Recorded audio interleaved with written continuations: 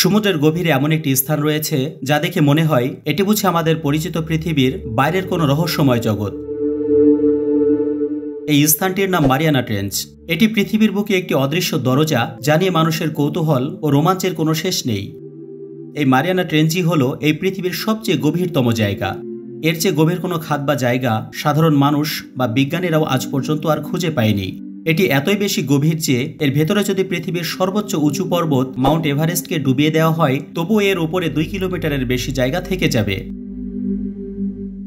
আপনার কি জানা আছে কি লুকিয়ে আছে সমুদ্রের সবচেয়ে গভীরতম স্থানের অন্ধকারে? এখানে কি কোনো প্রাণী বাঁচতে পারে? বাঁচতে পারলে কি কি প্রাণী এখানে বাস করে? একেবারে গহীন অন্ধকারে এই সকল প্রাণী কিভাবে তাদের শিকারকে দেখতে পায়?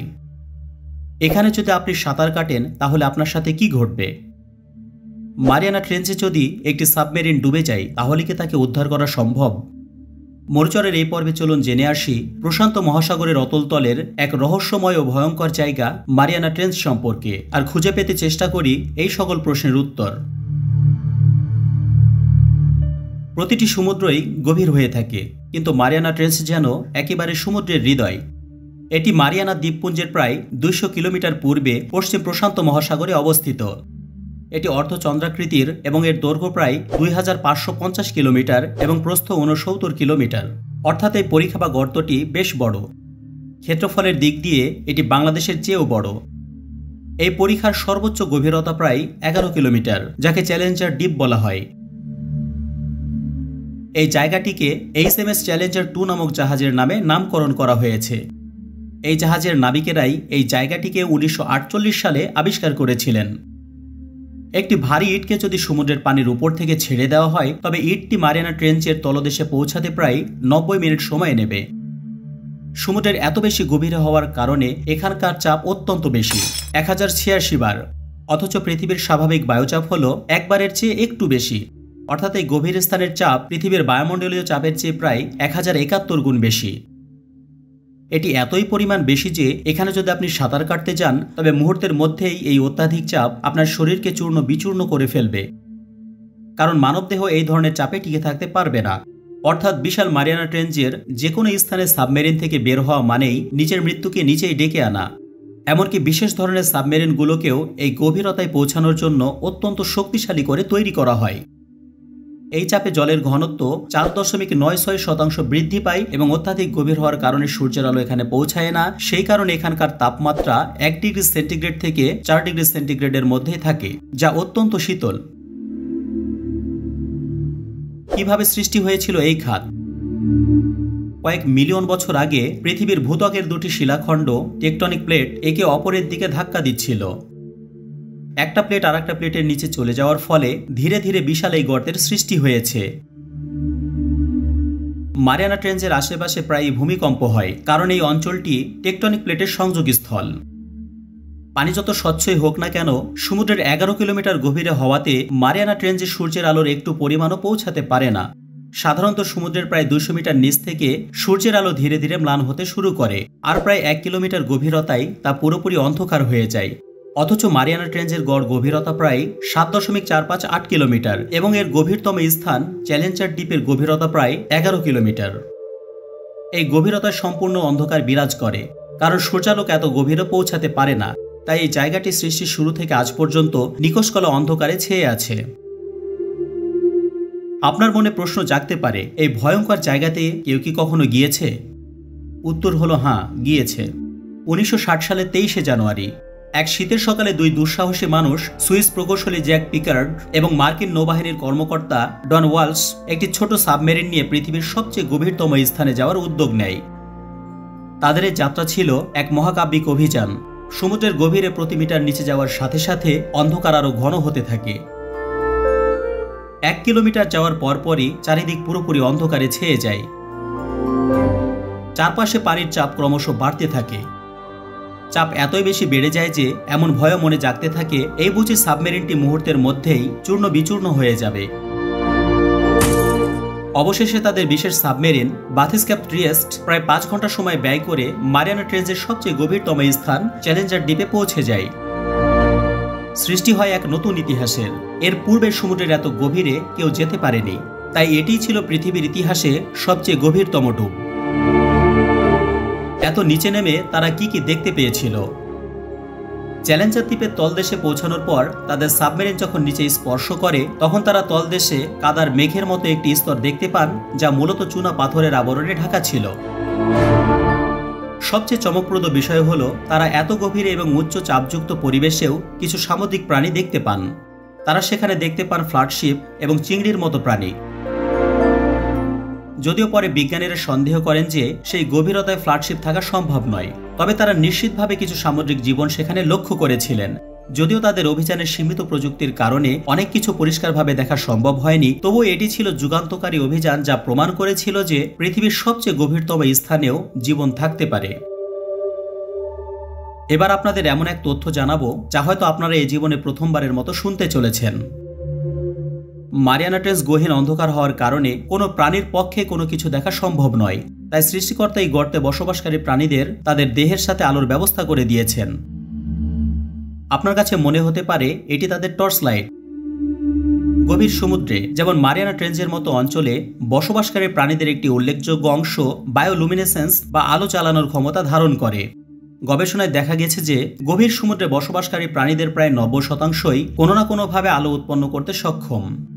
এই রহস্যময় ব্যতিক্রমী জগতে যে সকল প্রাণী বাস করে তার কিছু উল্লেখ করা হচ্ছে। অ্যাংলারফিশ। অ্যাংলারফিশ তার মাথার সামনের একটি অংশে লম্বা ফিডিং রডের মতো অঙ্গ ধারণ করে রাখে, যার শেষে একটি আলোকিত অংশ থাকে। এই আলো ব্যবহার করে তারা শিকারকে আকৃষ্ট করে। এদের আলো মূলত বিশেষ ধরনের ব্যাকটেরিয়ার মাধ্যমে উৎপন্ন হয় যা তাদের শরীরে থাকে। যখন অন্য কোনো মাছ আলো দেখে তাদের কাছে আসে, তখন অ্যাংলারফিশ দ্রুত তাদের আক্রমণ করে। এরা বেশ ভয়ানক ও শিকারী মাছ।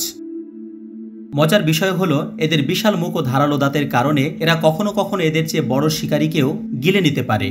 আরো বেশি অবাক করা বিষয় হলো একটি নারী অ্যাংলারফিশের দৈর্ঘ্য 2 ফুটেরও বেশি লম্বা হতে পারে, অথচ একটি পুরুষ অ্যাংলারফিশ মাত্র 2.5 ইঞ্চি পর্যন্ত লম্বা হয়। পুরুষ অ্যাংলারফিশ জীবনের একটি বড় পর্যায়ে নারী অ্যাংলারফিশের সাথে সংযুক্ত থাকে। এই প্রক্রিয়াকে বলা হয় প্যারাসিটিক প্রজনন। পুরুষ অ্যাংলারফিশ নারীর শরীরে প্রবেশ করে এবং সেখানে প্রজননের জন্য অপেক্ষা করে। তার শরীর নারীর অ্যাংলারফিশের সাথে সংযুক্ত থাকে এবং সেখান থেকে পুষ্টি গ্রহণ করে। পুরুষ অ্যাংলারফিশের শরীরে নারী অ্যাংলারফিশের মতো আলো উৎপাদনকারী অঙ্গ থাকে না। আলো উৎপাদন ক্ষমতা কেবলমাত্র নারীর শরীরেই থাকে, যা শিকারকে আকর্ষণ এবং আলো দেওয়ার কাজে ব্যবহৃত হয়। নারীর শরীরের সাথে সংযুক্ত হওয়ার পর পুরুষ অ্যাংলারফিশের শরীরের কিছু অংশ অদৃশ্য হয়ে যেতে পারে এবং নারীর শরীরে সম্পূর্ণভাবে একীভূত হয়ে যায়। টিউনিকেট। টিউনিকেট সাধারণত গভীর সাগরে বসবাস করা একটি মেরুদণ্ডহীন প্রাণী। এরা দেখতে জেলিফিশের মতো হতে পারে, আবার কিছু কিছু ক্ষেত্রে গাছের শাখার মতো দেখতে হতে পারে। এই টিউনিকেট সাধারণত প্লাঙ্কটন খেয়ে বাঁচে, কিন্তু খাবারের অভাবের কারণে এরা অনেক সময় পর্যন্ত খাবার ছাড়াই বাঁচতে পারে। ডিপসি ড্রাগনফিশ। ড্রাগনফিশের শরীরে বিভিন্ন স্থানে আলো তৈরি করার অঙ্গ থাকে, বিশেষ করে তাদের চোখের নিচে এবং পেটে। তারা শিকার ধরার জন্য এই আলো ব্যবহার করে। এদের বায়োলুমিনেসেন্ট আলো শিকারের কাছে পৌঁছার জন্য উপযুক্ত সময় ও স্থান চিহ্নিত করতে সাহায্য করে। ড্রাগনফিশ সাধারণত লাল আলো উৎপন্ন করে, যা গভীর সমুদ্রে দেখা যায় না। এটির সাহায্যে তারা শিকারকে দেখতে পায় বটে, কিন্তু শিকার তাদের দেখতে পায় না। Sea devil. সি ডেভিল অ্যাংলারফিশের মতোই তার মাথার উপরে আলোকিত অংশ ধারণ করে, যা দিয়ে তারা শিকারকে আকর্ষণ করে। তারা আলোর সাহায্যে শিকারকে কাছে এনে খুব দ্রুত আক্রমণ করে। C cucumber. সি কিউকাম্বার হল গভীর সমুদ্রের তলায় বসবাসকারী একটি প্রাণী। এদের দৈর্ঘ্য সাধারণত 5 সেন্টিমিটার থেকে 30 সেন্টিমিটার পর্যন্ত হতে পারে, তবে কিছু প্রজাতি 1 মিটার পর্যন্ত লম্বা হতে পারে। এদের দেহ লম্বা, নরম এবং শসার মতো দেখতে হয়ে থাকে। স্নেইলফিশ। স্নেইলফিশ মারিয়ানা ট্রেঞ্চের মতো গভীর সমুদ্রে বসবাসকারী বিশেষ ধরনের একটি মাছ। স্নেল মাছের বিভিন্ন প্রজাতি গভীর সমুদ্রের অন্ধকার এবং চাপপূর্ণ পরিবেশে অভিযোজিত হয়েছে। এদের আকার প্রজাতি অনুসারে পরিবর্তিত হতে পারে।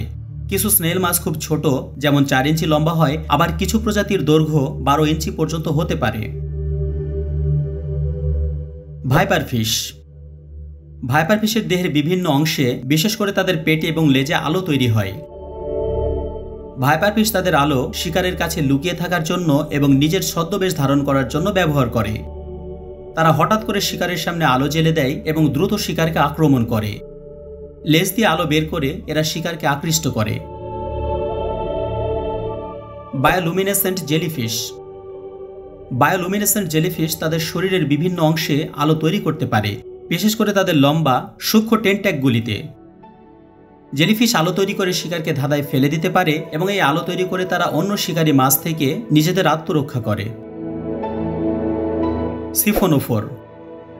সিফোনোফোর হল জেলিফিশের মতো দেখতে একটি দীর্ঘ প্রাণী যা বায়োলুমিনেসেন্ট অঙ্গ ব্যবহার করে নিজেকে আলোকিত করে তোলে। এরা শিকারকে আকৃষ্ট করার জন্য আলো ব্যবহার করে এবং শিকারকে আক্রমণ করে খেয়ে ফেলে। Glow squid. গ্লো স্কুইড তার দেহের বিভিন্ন অংশে আলোকিত কোষ ধারণ করে। গ্লো স্কুইড এই আলো শিকার ধরতে বা শিকারী থেকে নিজেদের আত্মরক্ষা করতে ব্যবহার করে। মারিয়ানা ট্রেঞ্চের মতো গহীন অন্ধকার এবং অতিরিক্ত চাপযুক্ত পরিবেশে বসবাস করার জন্য এই সকল প্রাণীগুলো আলো জ্বালায় কোন প্রক্রিয়াতে? এই সকল প্রাণীরা সাধারণত বায়োলেমিনেসেন্স নামক রাসায়নিক প্রক্রিয়ার মাধ্যমে আলো উৎপন্ন করে। এই প্রক্রিয়ায় প্রাণীদের শরীরের বিশেষ প্রোটিন যেমন লুসিফেরিন অক্সিজেনের সঙ্গে বিক্রিয়া করে আলো তৈরি করে। কিছু ক্ষেত্রে তারা বিশেষ ব্যাকটেরিয়া ব্যবহার করে আলো তৈরি করতে পারে। এই সকল প্রাণী ছাড়াও এখানে আরও অনেক প্রজাতির প্রাণী রয়েছে। এখানে এমন অনেক প্রাণীও রয়েছে যারা আলো তৈরি করতে পারে না। তারা মূলত অন্যান্য উপায়ে তাদের শিকার ধরে থাকে এবং আত্মরক্ষা করে থাকে।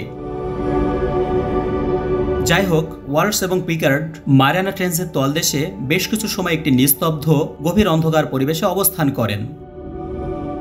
এখানে সূর্যের আলো একেবারে পৌঁছায় না এবং পানির চাপ অসাধারণ মাত্রায় বেশি। এখানকার নীরবতা এবং একাকিত্ব মৃত্যুশীতল পরিবেশের সৃষ্টি করে। তারা মোটামুটি 20 মিনিট মতো সেখানে অবস্থান করেছিলেন। এরপর তারা উপরে উঠে আসে। তাদের উপরে উঠতে সময় লাগে প্রায় 3 ঘন্টা। 2012 সালে আরও একজন সাহসী অভিযাত্রী, বিখ্যাত চলচ্চিত্র নির্মাতা জেমস ক্যামেরন এককভাবে সাবমেরিন নিয়ে এই চ্যালেঞ্জার দ্বীপে পাড়ি দেন। এই চলচ্চিত্র নির্মাতা টাইটানিক, অ্যাভাটার, টার্মিনেটর সহ আরও অনেক বিখ্যাত সফল চলচ্চিত্র তৈরি করেছেন। যাই হোক, প্রায় 7 ঘন্টার সময় গভীর অভিযান শেষে তিনি এমন একটি স্থানে পৌঁছান যা পৃথিবীর মানুষ কখনো চোখে দেখেনি। কিন্তু এত গভীর, নির্জন, দুর্গম, ভয়ানক ও রহস্যময় জায়গাটিও দূষণের হাত থেকে রক্ষা পায়নি। অবাক করা ব্যাপার হলো, এত গভীর ও বিজ্ঞানীরা প্লাস্টিকের উপস্থিতি খুঁজে পেয়েছেন, যেন পৃথিবীর দূষণও সমুদ্রের গভীরতায় তার ছাপ রেখে গেছে। আরেকটি অবাক করা বিষয় হলো, এই গভীরতায় থাকা প্রাণীগুলো কিভাবে বেঁচে থাকে তা যেন এক বিশাল রহস্য। সূর্যের আলো ছাড়াই তারা মিথেন এবং হাইড্রোজেন সালফাইডের মতো রাসায়নিক পদার্থের ওপর নির্ভর করে বেঁচে থাকে। যেন তাদের বেঁচে থাকার নিয়ম পৃথিবীর নিয়ম থেকে সম্পূর্ণ আলাদা। এ যেন অন্য এক দুনিয়া। জেমস ক্যামেরন সেখানে প্রায় 3 ঘন্টার কিছু বেশি সময় ব্যয় করেছিলেন এবং তিনি এই গভীরতম স্থানের বেশ কিছু ভিডিও চিত্র ধারণ করেন। চ্যালেঞ্জার দ্বীপে প্রাকৃতিক জিওথার্মাল ভেন্ট পাওয়া গিয়েছে, যা গভীর সমুদ্রতলের এক চমকপ্রদ বৈশিষ্ট্য। জিওথার্মাল ভেন্ট হল সমুদ্রের তলদেশে থাকা এমন কিছু ফুটো বা চিড় যার মধ্য দিয়ে গরম পানি ও বিভিন্ন খনিজ পদার্থ বের হয়ে আসে। বিজ্ঞানীরা মনে করেন পৃথিবীতে প্রাণের উৎস হতে পারে এমন জিওথার্মাল ভেন্ট, কারণ এই ভেন্টগুলোর আশেপাশে অনেক ধরনের অদ্ভুত জীব দেখতে পাওয়া যায়, যারা অন্ধকার ও উচ্চ চাপযুক্ত পরিবেশে বেঁচে থাকতে পারে। জিওথার্মাল ভেন্টের গবেষণা পৃথিবীর ভূতত্ত্ব, সমুদ্রের গভীরতা এবং জীবনের উৎপত্তি সম্পর্কে আমাদের জ্ঞান বাড়াতে সাহায্য করে। মারিয়ানা ট্রেঞ্চে যদি একটি সাবমেরিন ডুবে যায়, তাহলে তাকে উদ্ধার করা সম্ভব কি? মারিয়ানা ট্রেঞ্চে ডুবে যাওয়া সাবমেরিন উদ্ধার করা প্রায় অসম্ভব। অত্যাধিক চাপ, অন্ধকার ও যোগাযোগের অভাব, গভীরতার কারণে দীর্ঘ সময়ের প্রয়োজনীয়তা, অভিযাত্রিক প্রযুক্তির সীমাবদ্ধতা ইত্যাদি কারণে ডুবে যাওয়া সাবমেরিনকে উদ্ধার করা প্রায় অসম্ভব। মারিয়ানা ট্রেঞ্চ যেন এক রহস্যময় জগৎ, যেখানে যেন পৃথিবীর শেষ প্রান্তে এক নতুন পৃথিবীর জন্ম হয়েছে। তবে এখানকার রহস্যের সবকিছু এখনো উন্মোচিত হয়নি। সবকিছু তো বহু দূরের কথা, খুবই সামান্য পরিমাণ উন্মোচিত হয়েছে। এমন অনেক কিছুই আছে যা এখনো মানুষের অজানা। এই গভীর অন্ধকার স্থানটি তাই সবসময়ই বিজ্ঞানীদের আগ্রহের কেন্দ্রবিন্দু হয়ে রয়েছে এবং এটি আমাদের কল্পনাতেও রয়েছে এক রোমাঞ্চকর, ভয়ানক এবং রহস্যময় স্থান হিসেবে। ভিডিওটি ভালো লাগলে অনুরোধ করব বন্ধুদের সাথে শেয়ার করুন। পৃথিবীর আশ্চর্য, রহস্যজনক ও বিখ্যাত স্থান, স্থাপনা, ঘটনা, রীতিনীতি ও বিভিন্ন বিষয় সম্পর্কে সর্বাধিক নির্ভুল তথ্য সম্বলিত ভিডিও পেতে চাইলে মরুসারকে সাবস্ক্রাইব করে বেল আইকনে ক্লিক করুন।